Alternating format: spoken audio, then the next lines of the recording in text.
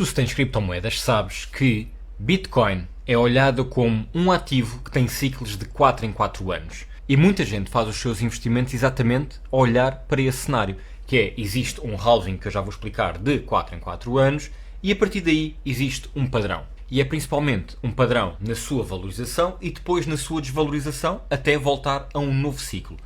A ideia aqui, pessoal, é perceber neste vídeo se é realmente o halving que está a fazer estes ciclos de 4 anos, se existe mais alguma coisa, porque aqui há pessoas que dizem que o halving é a parte mais importante, existem outros que dizem que são outros fatores macroeconómicos e, acima de tudo, onde é que nós estamos no atual ciclo de 4 anos, se é que ele existe.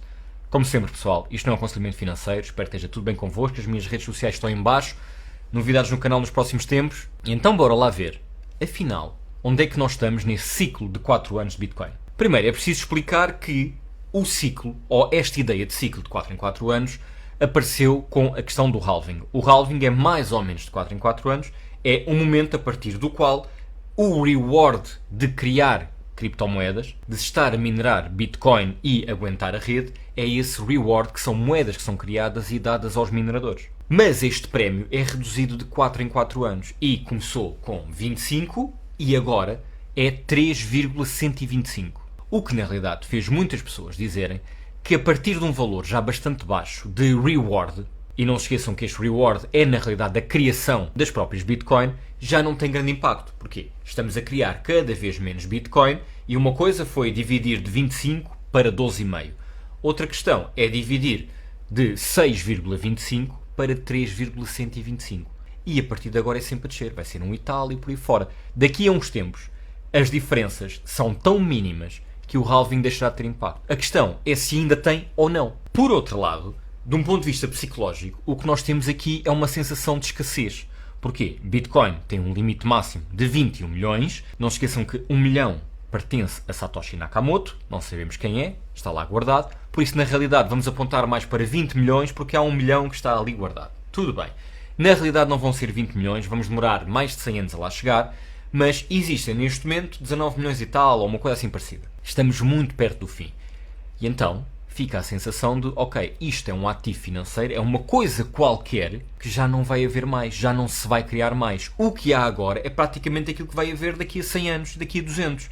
E esta sensação de escassez costuma ser muito apelativo para o mercado. E a verdade, pessoal, é que a diferença, por exemplo, para o próximo halving daqui a 3 anos e tal, já vai ser tão pequena que eu já não acredito que ali tenha impacto. Aqui, acho que ainda tem algum impacto, principalmente psicológico. O último halving que aconteceu há uns meses, eu acho que é mais psicológico do que outra coisa, mas acima de tudo, encaixou na altura do ETF, então as duas coisas juntas deram ali algum boost à Bitcoin. A questão é, se sem o ETF este halving teria tido algum impacto. No limite tem um impacto psicológico, porquê? Porque as pessoas veem que o halving está a chegar e então vão comprar, antecipando que aconteça no halving aquilo que aconteceu nos outros halvings todos. Ainda antes de continuar, vou só mostrar-vos aqui muito rapidamente a Debit1, que tem aqui alguns produtos financeiros que podem fazer sentido para vocês em termos de diversificação do vosso portfólio e eu deixo o link em baixo para vocês poderem escrever. Reparem bem, tu chegas aqui, tens uma empresa que é regulada e que te diz assim, podes ter até 15% de juros ao ano. Estamos a falar de uma empresa que neste momento começou a aparecer nas notícias porque está a aproximar-se muito de alguns governos e também porque chegou aos 100 milhões de investimento, o que, para uma empresa destas, é bastante. Agora, isto é o quê na realidade? Isto é uma plataforma em que vocês chegam aqui e uma das primeiras estatísticas que vocês podem ver é que eles até agora ainda não falharam. Tu olhas aqui para baixo e vês quais é que são as empresas nas quais podes investir. E isto são empresas que têm juros muito altos nos países deles, então não se conseguem financiar tão bem, então preferem fazê-lo por aqui, em que tu podes chegar aqui, e por exemplo, este segundo aqui, que é pago logo ao fim de 25 dias, tem juros a 11,5% ao ano. Mas a questão é que tu chegas aqui, vês quanto é que a empresa está a pedir, quanto é que a empresa dá de juros e quando é que os vai pagar. Essa parte é uma parte muito importante, porque, por exemplo, este valor que está aqui dá 13,5% ao ano, mas só paga ao fim de 358 dias. O que quer dizer que até lá vocês só ganham os juros, portanto, aquilo que na realidade vai ser o vosso lucro, e depois, ao fim de um ano, ao fim dos 358 dias, é que vocês recebem o dinheiro de volta. Tens que fazer uma boa análise da empresa para a qual tu estás a investir, claro, obviamente. No entanto, aquilo que tu podes ver aqui é que, estatisticamente, eles até agora ainda não falharam, o que só quer dizer uma coisa, não é a Debit1 que tem que pagar as coisas. A Debitum provavelmente faz uma análise criteriosa de quais é que são as empresas que entram aqui na plataforma e que podem pedir dinheiro. Se nós chegarmos aqui e virmos, por exemplo, este gráfico, o que é que vocês veem aqui? Aqui numa fase inicial estamos a falar de houve uma acumulação, 150, e vocês têm que reparar que a escala aqui de lado não é uma escala normal, para também conseguir entrar aqui tudo. Se vocês repararem, tivemos uma fase, e eu vou aqui aumentar, tivemos uma fase roxa, digamos assim, em que aumentou 150%. É a chamada fase de acumulação, em que aquilo está ali, já não baixa e alguém está a acumular, porque há pessoas que estão a vender e há outras que estão a comprar. A seguir, temos um aumento, o chamado aumento mesmo, de 180%. E depois temos a bolha. A bolha é obviamente altamente especulativa e quando cai, cai a sério. Mas tivemos aqui, em 2013, 9.300% de aumento de Bitcoin. Este é o aumento da bolha. A seguir, a queda, e reparem, uma queda de 87% é Bitcoin perder mesmo muito do seu valor. Quer dizer, é mesmo, é quase tudo. A seguir, uma vez mais, o que é que temos? Acumular, aumentou 150%, crescimento, 120%, e a seguir, nova bolha, 2.300%. Depois, uma vez mais, reparem bem, 84% de queda.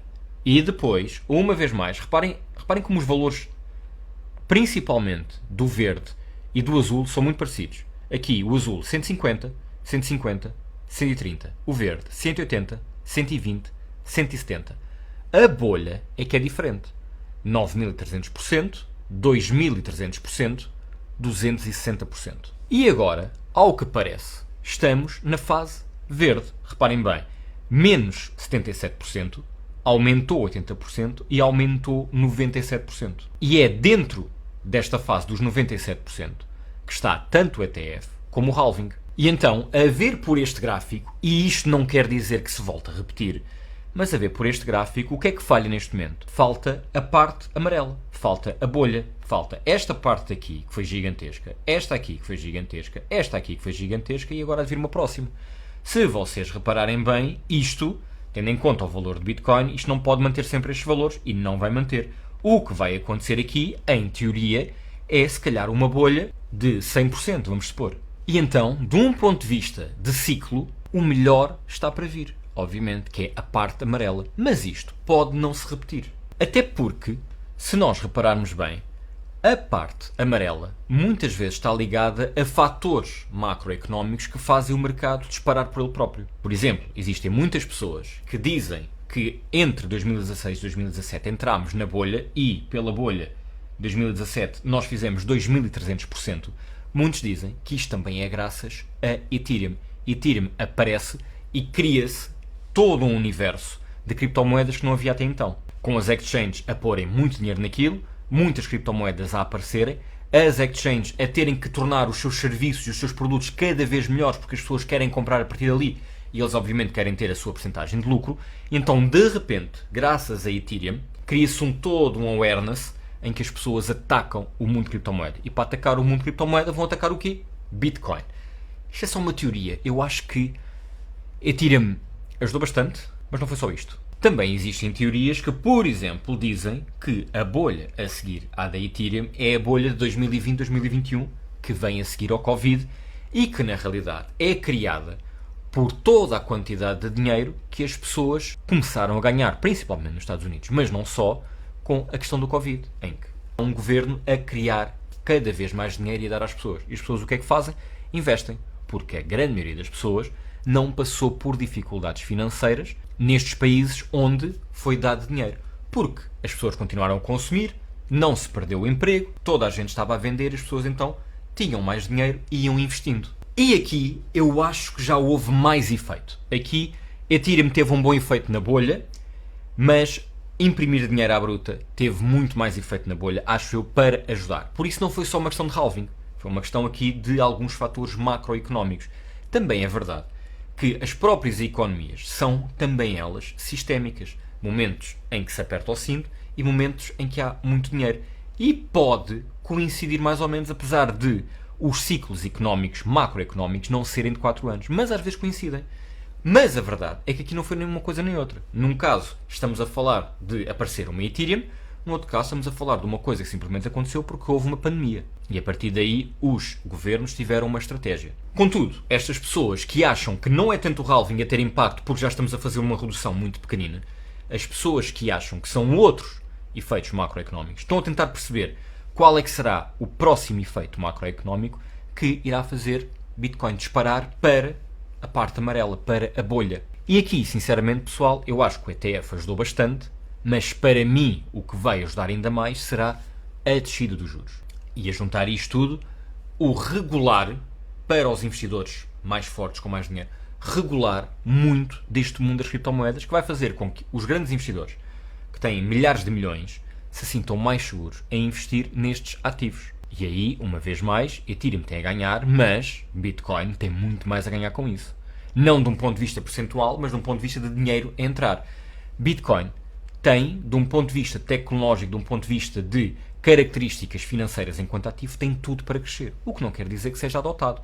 Tem sido até agora, porque valia cêntimos e agora vale 60 e tal mil dólares. Não existe nenhum outro ativo que tenha estes valores. Por isso, nós nem sequer podemos dizer, olha, Bitcoin vai se comportar como aquele outro ativo que fez exatamente o mesmo. Não.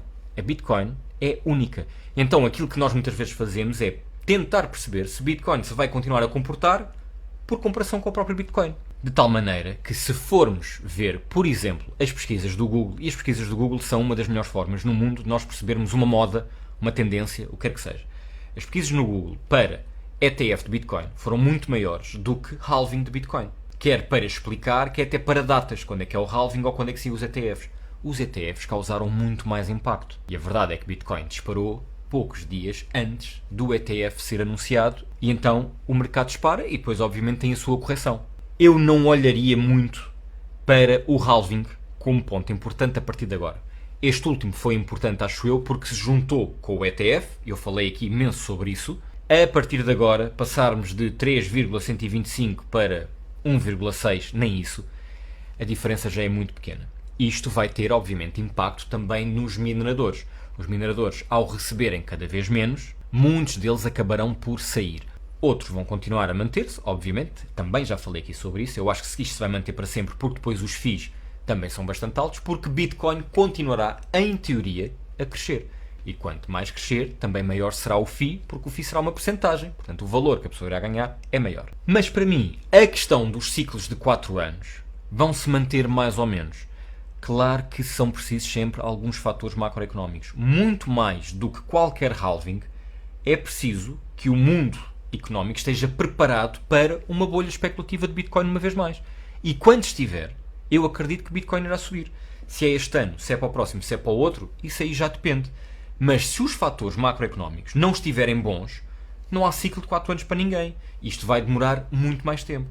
Se os fatores macroeconómicos estiverem bons, então as pessoas vão investir porque vão acreditar que os ciclos de 4 anos se vão manter. E por isso é que eu acho que neste momento, se calhar não estamos tanto num momento de crescimento como estava ali, estamos a ter quase como uma segunda fase de acumulação, em que Bitcoin subiu para um certo valor, para o seu máximo histórico, quando chegou o ETF, e agora eu acho que estamos a acumular para depois voltar a subir. Quais é que são para mim os fatores mais importantes? E estes é que para mim vão fazer com que exista a parte amarela, a parte da bolha. É a descida dos juros, mais regulação, o fim de alguma tensão que existe, tanto no Médio Oriente, a guerra da Ucrânia, Rússia-NATO, essas coisas todas, e também a própria inconsistência e também incerteza de quem é que vai ganhar as eleições nos Estados Unidos. Tudo isto, se for resolvido, vamos supor, no próximo ano, então nós temos muitos fatores a favor para isto subir. Porquê? Porque, uma vez mais, na Europa, no Reino Unido, nos Estados Unidos, aquilo que parece ser a tendência dos próximos tempos é a descida dos juros. As pessoas vão ficar mais folgadas, vão pagar menos pelos seus empréstimos, vão consumir mais ou poupar mais e com isso vão investir mais. Estar à espera mesmo daqueles ciclos certos de 4 anos, para mim não faz sentido. O que faz sentido é saber que estamos, em teoria, na fase do ciclo de 4 anos em que isto pode subir. Agora temos é que esperar por fatores macroeconómicos. E por isso é que eu raramente falo aqui de, olha, nesta data e nesta data e nesta data. Não faz sentido. O que faz sentido é termos aqui um juntar de vários fatores que fazem o mercado estar confortável, acreditar que vai subir, e se as pessoas acreditarem que isto vai subir, Isto só porque as pessoas investem. Se as pessoas acreditarem que o ciclo de 4 anos continua a existir, as pessoas continuam a investir porque acham que aquilo vai continuar a subir. E depois, quando começarem a ver que desce, vão acreditar que estão num novo ciclo de 4 anos e que vai descer, e vão tirar o dinheiro e vai descer. Portanto, a parte psicológica, o acreditar que uma vez mais isto vai acontecer, acaba também por manipular os próprios mercados. Pessoal, eu espero ter ajudado, vou continuar com estes vídeos simples, rápidos, espero eu que sejam rápidos. Grande abraço, até à próxima.